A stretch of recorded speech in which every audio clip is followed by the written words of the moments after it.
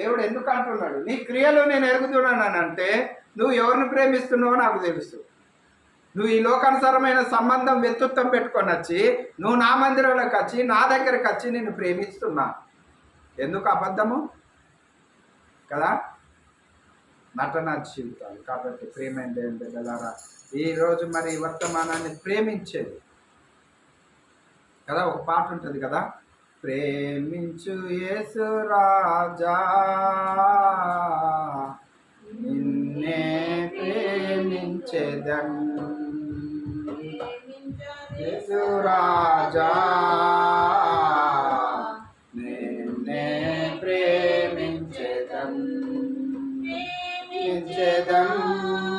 ప్రేమించేదం ప్రేమించేదా ప్రేమించేదా నా ప్రాణమున్నంత వరకు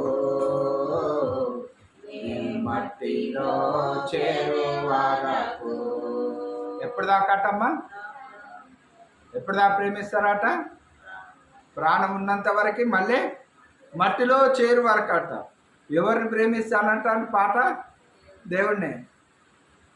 పాటలో ఉన్న ప్రేమ పాట పాడినంత మాత్రాన మట్టిలో కలిసి వరకు దేవుణ్ణి ప్రేమించగలుగుతామా? ప్రాణం పోతుందంటే ప్రభువా నా ప్రాణాన్ని రక్షించు, నా బిడ్డలు అనాథ అవుతారు, నా భర్త అనాథ అవుతాడు, నా కుటుంబం చెల్లచెదరు అవుతుంది, నీ లేకపోతే ఎట్లా?